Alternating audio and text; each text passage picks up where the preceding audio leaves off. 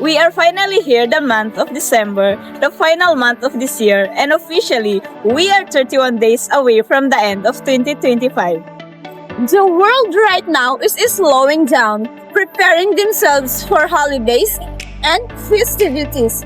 But at the same time, everyone wants to enter the new year with a new beginning.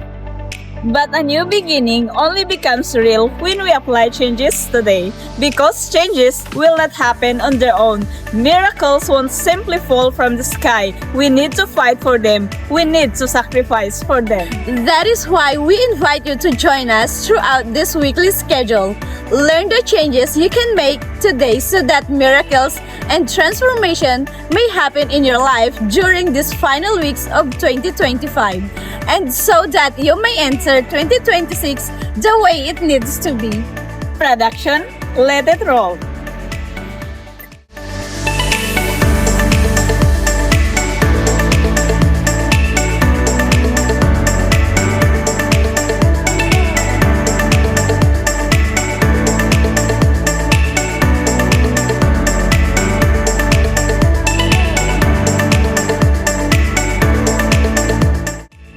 While many have already given up after a long year of battles in their financial life, we at the UCKG Macau are not stopping.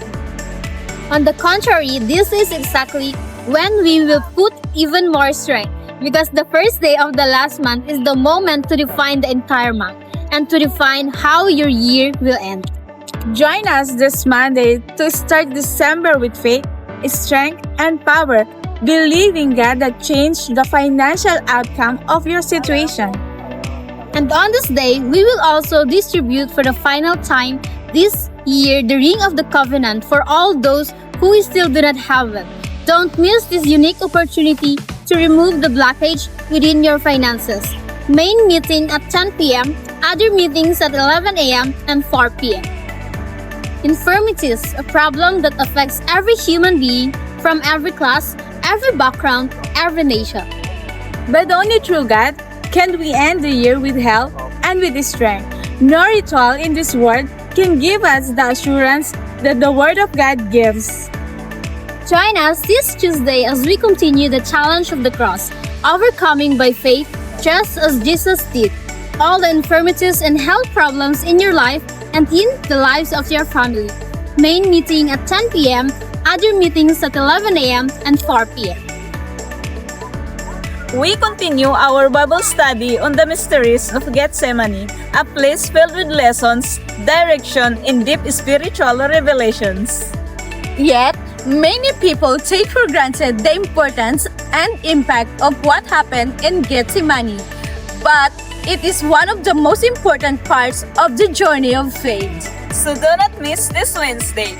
We will study what Jesus went through in the garden and the similarities we must embrace if we want to reach true peace and true joy. Main meeting 10 p.m., other meetings 11 a.m. and 4 p.m. Wherever a good root exists, if we are not careful, a bad root can also grow. But it is not the end. There is still a way to save your family and your marriage. But it depends on you and on whether you are willing to do what needs to be done. Join us this Thursday as we continue the cutting of the bad roots and receive the prayer that by faith will transform your family and love life, exclusively at 10 p.m. We continue the chain of prayer, the evil under my feet. But this Friday carries an even greater purpose. This is the moment to put an end to all years of spiritual attacks you have suffered.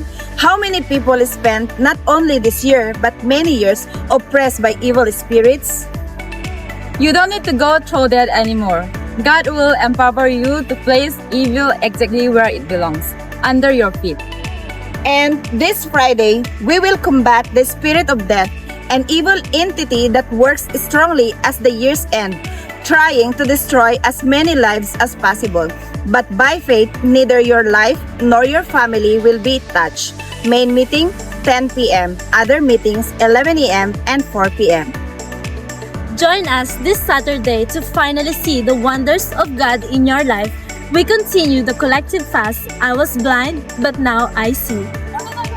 Through the cleansings of your eyes, you will see the wonders that God has promised. Maybe until today, they were only stories, things you heard but never lived. This is the moment to stop hearing about miracles and to start living them. Main meeting at 11 a.m., other meetings at 4 p.m.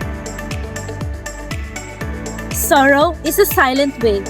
Many people don't know what to do with it. They hide it, they push it down, and with time, that sadness becomes resentment, disappointment, and inner wounds. And the worst part is when someone begins to accept sadness as normal, as if it's just part of life. But Jesus didn't create you to live in sorrow. He came to heal what no one else can see. That's why this first Sunday of December will be the day of the end of sorrows. A day to bring every pain, every disappointment, every sadness before God and leave it there. Because when we empty ourselves, when we surrender what is hurting us, God gives us what no one else can: peace, strength, and joy. And together we will partake in the Sunday of the first fruit with the consecration of all seconds. Main meeting 11 a.m., other meetings at 9 a.m., 4 p.m., and 6 p.m. Now, the decision is in your hands. Do not wait until New Year's Eve to seek a new life. Your new life begins today, the moment you decide to surrender your life to God and allow Him to take full control of your choices, your path, and your future. Prioritize the will of God in these final days of December, because every step you take now is preparation for the new year that is coming and for entering 2026 in His presence. Throughout this month, we will begin the fast of Daniel, starting on December 10, the 21 days to connect more with God and side out from this world. Also, final Godlywood Self-Help Meeting of the Year will be this Sunday, December 7 at 3 p.m. A unique opportunity for inner transformation, spiritual growth as woman. All of these moments have one purpose: to prepare your spirit, your mind, and your soul to end this year truly connected with God. And everything will come together on New Year's Eve, in the night of the power of the prayer, the moment we will place our lives, our families, and the entire year ahead into hands of God. Don't miss your opportunity to receive what is truly necessary, to have God as the one and only in your life. We will be waiting for you at the UCKJ Macau headquarters, Roa do Campo, number 78, 14th floor, China Construction Commercial Building. One faith, one purpose, one God. Let's finish this year in His presence.